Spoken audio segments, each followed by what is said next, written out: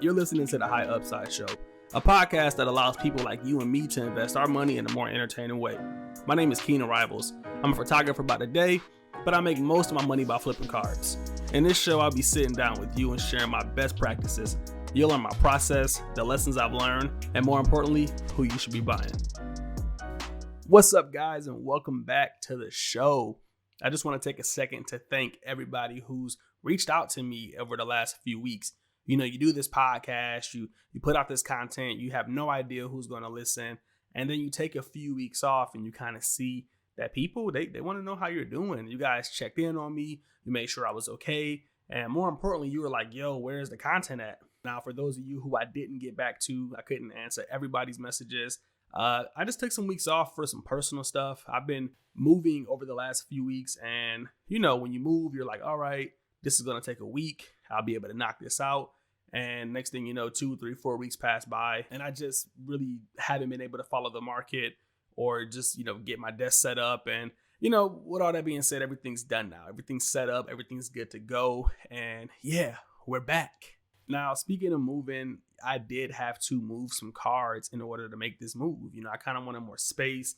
I wanted some opportunities, and I wanted to be closer to the city, and it was kind of expensive. So yeah, definitely had to sell a few cards to make that happen. The collector in me really wanted to, you know, keep those cards. I think they're going to be some classic pieces, but sometimes you got to take those profits. So yeah, I guess you can say in a way I kind of cashed out, but I'll talk about that in some further episodes. With that being said, I do have some money left over, and I'm looking to buy some new, you know, cards. And I've been kind of sitting on some cards that I bought from last year, and this year I just haven't been that active. I'm not a huge fan of Prism, or let me clarify, I'm not a huge fan of Modern Prism, and I'm definitely just really not a fan of this class. Just haven't seen too many players that really get me excited. So yeah, I've been doing some research, and I've just been trying to figure out, like, what are some really good values right now in the hobby? You know, where can we find some steals at? This always tends to happen, you know, 2-3 years, you know, after players kind of get in the league. We tend to forget about players, or they may not reach, you know, the level of stardom we thought they were, and the prices kind of drop, yet the potential is still there. So that's what I want to talk about today. I want to talk about the people that I'm looking at in 2020, who I'm buying, and why you might want to look into them as well. So first up, we're going to get into the guy that I kind of gave a lot of flack to, even in the last episode. Our last episode was several weeks ago, if not months ago, but I was being really hard on Ben Simmons, and you know, for the right reasons. The guy won't shoot the ball. He was just like offensively lost, but that all changed when Joel Embiid went down. Like when Simmons got to take over the game, he was the team leader and the go-to person offensively. I just saw a totally different player. I started to watch a lot of Sixers basketball because I was sitting on some high-end Ben Simmons cards, and I was like, yo, what should I do with these? Should I sell them? Should I keep them? You know, do I think he's going to be a promising player? And after watching those few games, I'm not going to lie, I really liked what I saw. Like, I liked what Ben Simmons was doing. He's just like this strong, big point guard. He's just coming down the floor, and he was just bodying people. And he just had like this coast-to-coast offense that you don't see too often. He was legit just like able to score off bullying people. And I know long-term that's probably not a great thing. Obviously, Ben Simmons is going to get older. He won't be able to have that, you know, coast-to-coast offensive type of game forever.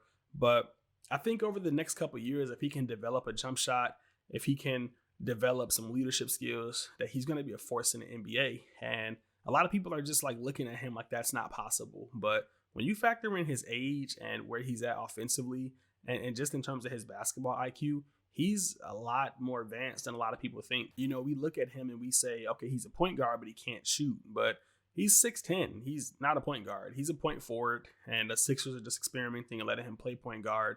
And offensively, that's working out. And, you know, when you look at Ben Simmons and you look at somebody like Giannis, you get similar players. Obviously, you know, Giannis's physique is far more advanced. He's much more stronger. He's much more muscular. He's able to defend against bigger players. So he has some, you know, pluses on the defense there. But so does Ben Simmons. You know, he's able to guard the point guard, which is, you know, insane for somebody his size. He can guard the shooting guard, the small forward. We even see him battle against Giannis, you know, when they played. Giannis got the best end of that battle, but the fact that he's able to match up with him is a plus long term. So if we stop trying to make him this Steph Curry-like player or this Zach LaVine type player where he can dunk and shoot and dribble and pass, then we'll be able to kind of see his real value. And that's the fact that he's Giannis. He's a younger version of Giannis. He's not as strong, but he still has all the potential. So I think Ben Simmons right now is a really good value. I mean, he's on the East. They have a good team. I'm not really sure how I feel about the whole Embiid-Simmons matchup. I really liked how he played without Embiid. And if you just surround him with some shooters, and I think he can do damage. When I was hearing the Ben Simmons to D'Angelo Russell trade rumors, I was like, yes, that is what needs to happen. If Golden State got Ben Simmons, that's the Draymond they really want. And that team would dominate. Ben Simmons would dominate. So if Philadelphia can kind of build that around him, we should definitely see some more success from the Sixers. I mean, you already see it right now with Korkmaz, how he's just able to score that ball. If they can get other players, some other shooters, and just be super confident, then I think Ben Simmons and the Sixers will go pretty far. And that's just going to, result in an uptick in his car prices. Lastly, I just think he has a lot of fans. Like, a lot of people kind of wrote him as the next LeBron, the next superstar. So if he starts filling those shoes, then we'll see those prices come back really quickly. And yeah, I'm in on Ben Simmons. I think he's an easy way to double your money. Not investment advice, but let me know what you think. Moving on, we got another guy who's a real vet, and that's Paul George. I'm really buying for the playoffs right now. I'm hoping that these guys can make it to the playoffs, do some damage, and go far within their conferences. I think Paul George is really underrated right now. He doesn't have any of the cool rookie cards that we know. There's no Prism. There's no Optic. He has like the worst cards on the market. And because of that, they're just not being picked up, which makes them a lot more valuable, in the long term. Once people see him dominate, if the Clippers do dominate, then they're going to run and try to get that gold standard or that Donruss rookie auto that he has. And those cards are just like really low numbered. You can get a BGS 9.5 for like under $200. It's just a really great value. When you look at other players like Kawhi, Giannis, Ben Simmons, whatever superstar you can think of, their top rookie cards are all $400 or $500 on the low end. The fact that Paul George is half that price, this really gives him that value. And the fact that a lot of his cards is just serial numbered, that's just going to make them a lot more rare, especially if you want like that gem mint condition. So yeah, I think he's just being overlooked. I think the Clippers have one of the best teams in the West, obviously. I'm not saying they're going to win the championship, but I think they're going to get far. There's not going to be any load management in the 7-game series. So we're going to see Paul George at his best, Kawhi at his best, Lewis Williams at his best. I mean, it's going to be a really deep squad, and they're going to challenge the Lakers and whoever else is on the West. And, they have a really good chance of going far. And I'm putting money on Paul George being the closer. I know the NBA loves Kawhi right now, but I think Paul George is a much more exciting player, way more marketable, and there's no reason that his card prices shouldn't be of that upper echelon. So this is going to be the year that he has the chance to make that happen. And at $200 or $150, I just think it's a safe investment when you see Prism cards of Ja Morant or whatever other rookie you want to throw in there at those same prices. I can sell some prospects and get a Paul George BGS 9.5 rookie auto numbered to $299 or $349 for the exact same price. That doesn't really make sense. Yeah, that's what I do. I look at these cards, I look at the value, I see what makes sense and I see what doesn't. And that doesn't make sense for Paul George. So I think he's definitely a buy. He's going to be a good flip if they can get, to the second or third round of the playoffs. Coming in at third is Nikola Jokic. He came into the season kind of making me feel like, I don't know if this guy's the real deal. I don't know if he can handle the hype. He gained a lot of weight. He wasn't playing like himself, and he just didn't impress me. Over the last few months, I've been watching Denver Nuggets basketball because, well, you'll find out why. And I just started to watch him play, and as each game went on, as each week or each month went on, I started to see Jokic get like in playing condition. He started to pass the ball a lot more. He started to shoot the three. He hits like more game winners than anybody I've watched in the last few years. Maybe Damian Lillard, but outside of him, Jokic is like the ultimate closer. And he's just a player like we really haven't seen before. In the league where centers are kind of dying, he continues to excel. And I think Denver has some really good pieces. Much like I said about the Clippers in terms of their depth, I think Denver has some nice depth too. And they're just like super young. I think Nikola Jokic is a really good value if you believe in the Denver Nuggets making it far in the playoffs. I think if anybody can upset or shock the world and win the championship, it would be Denver. So if that does happen, it wouldn't hurt to have a few Jokic just in your portfolio. Now, he's probably not somebody I'm going to be buying too actively, but I thought I would just mention him because he has a good value. A lot of his cards dipped due to his lack of play and just his lack of excitement. He's one of those players that is going to be more exciting during playoff times, but kind of whatever during the season. And, we get that guy every year. You used to get that guy with Tim Duncan or even Kawhi Leonard and maybe even Dirk Nowitzki. So, look out for Nikola Jokic. I think some of his cards are some really good values right now. And if that team went far, he's definitely going to be the number one person to take them there. So, yeah, definitely want to get on top of that. Coming in at number 4, we have a teammate of Jokic's, and that's Michael Porter Jr. If you guys follow me on Twitter, I'm pretty high on Michael Porter Jr. I invested a lot of money into his cards, and that investment has paid off. A lot of the kind of lower end cards I got rid of, but I did keep a lot of my higher end stuff. I kept those PSA 10 silvers, those optic hollow PSA 10s, and I just tried to keep some of the rare, higher graded cards. And I did that because, again, I believe in the Denver Nuggets. I think they can make a splash in the playoffs, and I don't think they can do so without Michael Porter Jr. Nikola Jokic is that obvious go-to offensive guy, but a lot of the world still doesn't know who Michael Porter Jr. is, and I think they definitely will come playoff time.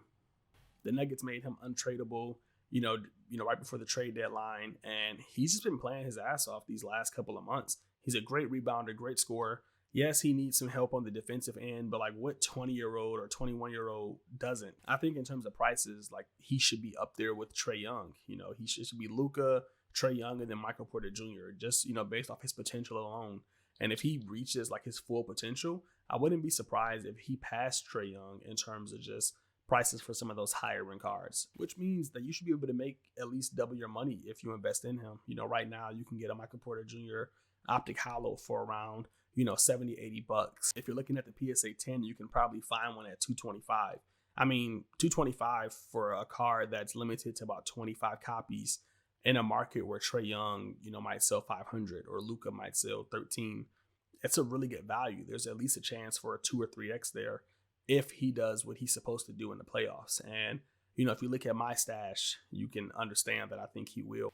And if we're being honest, I don't even see Michael Porter Jr. as just some short-term playoff hold. If he doesn't do well in the playoffs, I think he's still a buy. I think he's going to be one of the top 10 scorers in the league. He's going to be somebody that can shoot the three, that can, drive to the hole, that can rebound at an elite level. And that's just valuable, at a small forward, power forward position. I think he's just going to be a great player. And I don't know.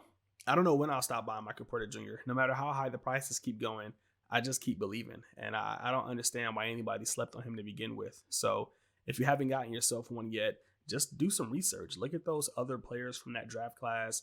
Look at some of the top players just in the NBA and just ask yourself, why wouldn't Michael Porter Jr. be able to, hit those price points? Why wouldn't he be able to be Devin Booker or Trae Young or Jason Tatum or whatever other star you can think of? He's already on that road. And more importantly, he's on that road on a playoff team, meaning he's going to be able to get to the playoffs every year, have that hype, have that success. And yeah, the Denver Nuggets are young, man. They're a dynasty. So we're going to see what that looks like. But yeah, Michael Porter Jr. is definitely a buy right now. And last but not least, coming in at number 5, one of the guys that I've always been high on that I'm buying right now is Donte DiVincenzo. I don't know. I just like the guy. I'm from Detroit. He upset the team, and he's just a flat out scorer. And that's what a team like Milwaukee needs. They're going to the playoffs. They're going to be there for a while if Giannis decides to stay. And they're looking for that guy to come in and be able to shoot the three, drive to the hole, score the basket, make those hustle plays. And that just has DiVincenzo written all over it. I just see him, making some big shots and having some big moments. It's not like he's not familiar with that. He's done it before. And throughout the season, we've just seen some really bright spots from him. He's been able to, take on a scoring load for Milwaukee. He's been able to start when, Wesley Matthews went down. He's not bad defensively. He's an all-purpose player. If this was baseball, he'd be a 5 to a prospect. His cards is just so cheap right now that I feel like it's worth the risk. I mean, Milwaukee is probably going to go far. They're probably going to win the East. And, having that second or third scorer on that team, in your portfolio, buying his cards at $5 or $6 or $7 a piece is probably going to be able to yield some positive returns from you. Now, DiVincenzo is definitely a risk as well. He's not a guaranteed, player. There's no guarantee that he's going to start or get all these minutes. But again, at those price points, I think he's a good value. A part of me here wanted to mention Giannis, but I mentioned him in the last video, and I think he's just an obvious buy at this point. And honestly, I don't know if his prices have just got a little bit too high for a lot of people. I know they have for me. There's still some value cards that I see here and there, but, the ceiling is just like, at this point, they have to win the championship. He has to be MVP. There's a lot riding on that. So that's why I kept DiVincenzo here. He's on that team. He has the chance to really blow up in the playoffs. And, you just got to remember, guys, in these 7-game series, it's a different ball game. They're going to be looking for that consistency. They're going to be looking for those players that can really get out there and get the job done. And I think DiVincenzo has proven that he's one of those guys. Anyways, that's it for this episode, guys. I hope you enjoyed it.